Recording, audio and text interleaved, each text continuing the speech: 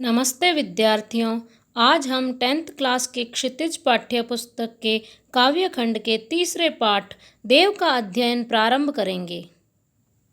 सबसे पहले हम कवि देव का जीवन परिचय देखेंगे। देव का जन्म इटावा उत्तर प्रदेश में सन 1673 में हुआ था। उनका पूरा नाम देवदत्त द्विवेदी था।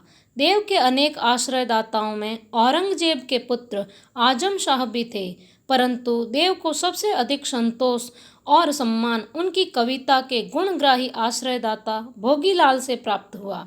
उन्होंने उनकी कविता पर रीझ कर अर्थात प्रसन्न होकर लाखों की संपत्ति दान की।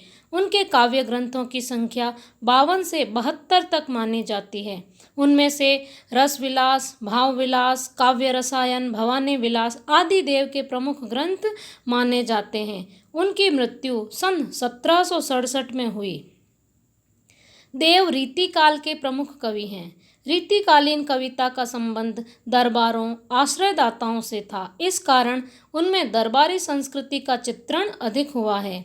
देव भी इससे अछूते नहीं थे, किंतु वे इस प्रभाव से जब तब भी मुक्त हुए। उन्होंने प्रेम और सौंदर्य के सहज चित्र खींचे। आलंकारिकता और श्रृंगारिकता उनके काव्य की प्रमुख विशेषताएं हैं। शब्दों की आवृत्ति के जरिए नया सौंदर्य पैदा करके उन्होंने सुंदर ध्वनि चित्र प्रस्तुत किए हैं। अब हम इसका पाठ परिचय देखेंगे, जो इस प्रकार है। यहाँ संकलित कवित्त सवैयों, ये एक प्रकार के छंद होते हैं, में एक और जहाँ रूप सौंदर्य का आलंकारिक चित्रण देखने को मिलता है, वहीं दूसरी ओर प्रेम और प्रकृति के प्रति कवि के भावों की अंतरंग अभिव्यक्ति भी।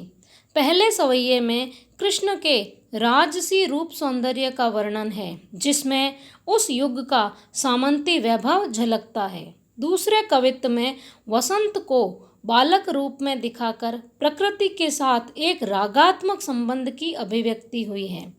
तीसरे कवित्त में पूर्णिमा की रात में चांद तारों से भरे आकाश की आभा का वर्णन है। चांदनी रात की कांति को दर्शाने के लिए देव दूध में फेन का अर्थ झाग जैसे पारदर्शी बिंब काम में लेते हैं, जो उनकी काव्य कुशलता का परिचायक है।